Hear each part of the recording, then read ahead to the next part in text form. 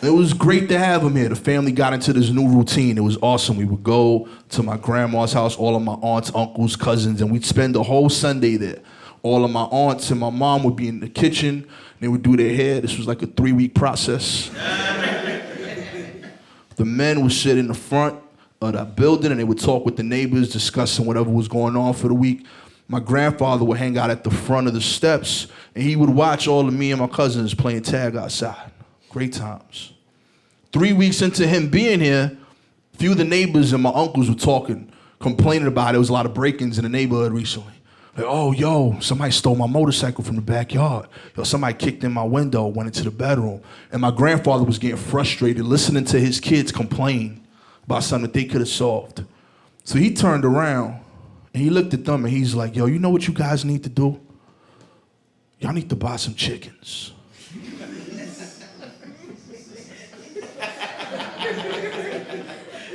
You see that confusion you feel? See that uncertainty in your life right now? You are not alone in that feeling. So they asked him, they're like, yo, chickens. And my grandfather answered like this was a logical conversation we were having now. He's like, because chickens don't lie.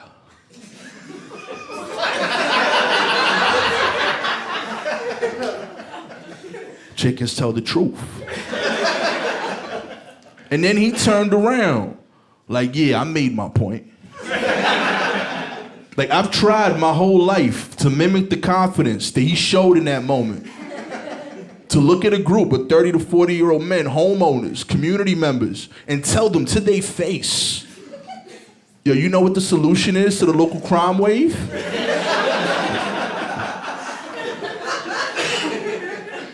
Poultry. It's incredible. They laugh it off and they keep talking amongst themselves. Eventually it gets back to the topic. They're like, yo, what we gonna do about this crime wave? It's just getting crazy. It's getting out of hand.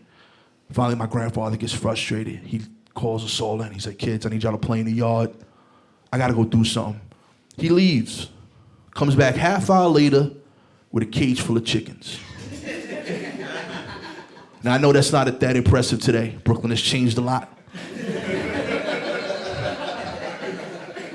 I'm sure there's some artisanal farm-to-hand chicken spot you go to. I get it. But this is 1990s East New York, Brooklyn. This dude has been here 3 weeks. He doesn't speak a lick of English. Where the fuck do you go to get a cage full of chickens? Like, if my wife sends me out to get living chickens now, like, I'm gonna come back with them.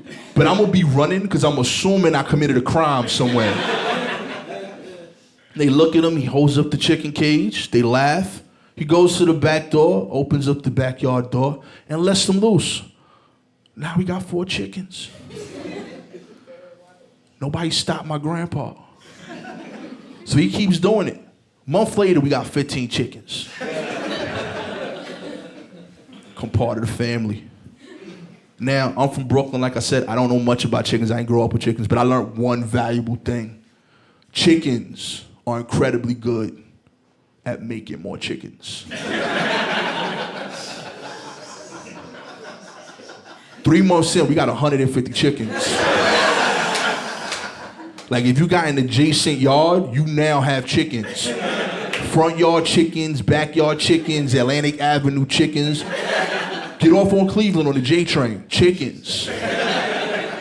Neighbors start complaining, you know. They have to call a group meeting. They're like, yo, Luciano, listen, man. We understand you miss being back home. We'll let you get a couple chickens. We 6 months in. We looking at 450 chickens back here, boss. It's getting out of control. And my grandfather looked at them and he was like, I didn't want any chickens. You guys complained about the local robberies. I bought these chickens. Nobody's been robbed since.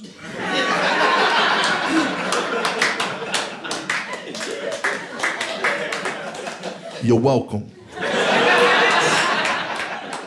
And then he just walked off.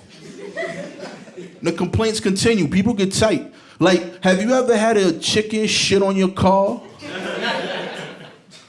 Like, you think pigeons annoy you when they shit on your car. Imagine a chicken. Chickens don't fly. That means he got on your car. Just to shit on your car. Have you ever had the local drug dealer ring your bell to complain about chickens? My father lived that moment, you know? Hey, yo, listen, Mr. Leo, we respect your father-in-law. He's a great guy. But these chickens are making it hard to keep our business low-key.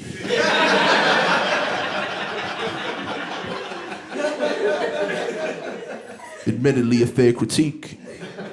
But he kept rocking. A few months pass. Saturday morning, everyone's running around in my house. I get up and I see my parents getting dressed. It's like 4 or 5:30. I'm like, what's going on? They're like, oh, the cops are at Grandpa's house. There's been a break-in. So we drive over there. My uncles are outside. My grandfather, I don't see him. The cops are there. And he asks us to talk with my dad. And I see what is quite possibly my favorite conversation ever. The police officer looks at my dad. He's like, Leo, you mean to tell me that you guys put these chickens here on purpose? 1,500 chickens. And my pops answered him in the way that his father-in-law had taught him, with logic that only makes sense to him. He was like, of course not, sir. Don't be ridiculous. We only brought in 3 to 4 chickens at a time.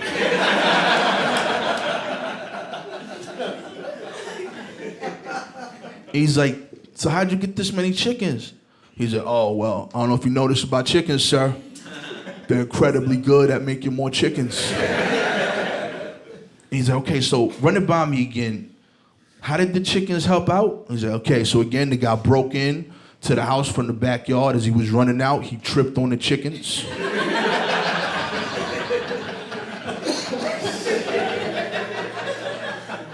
I don't know if you ever fell on a chicken before.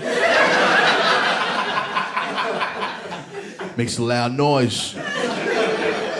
That gave us time to run outside, hold him down, and call you, and now we here.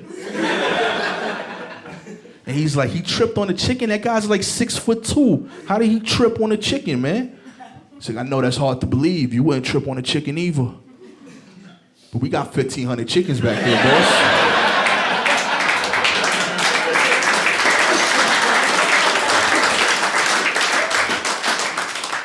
This is a machine. Security's top notch. I'm proud, but I don't see the man of the hour. I run inside. I was like, yo, Grandpa, this is your moment. How'd you know that this was gonna work? And he's like, you know, nobody asked me, man. When back in DR, I was a sheriff of this small town, Bornau. And they didn't have a lot of rich people that lived in the area. And one of the people that was really well off got robbed. He was one of the major taxpayers. And he told me that if I couldn't find the person, I would have to stay in his house until I found the person that broke in. And I wouldn't be able to tend to the farm or be with your aunts and uncles. So I gave him a whole bunch of chickens. Next day, the dude tried to break in again, made a loud noise, they caught the criminal. And people over there know about chickens.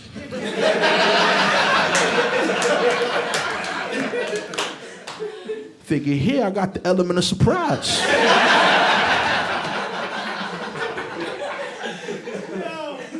I was like, but Grandpa, how'd you know you could trust the chickens?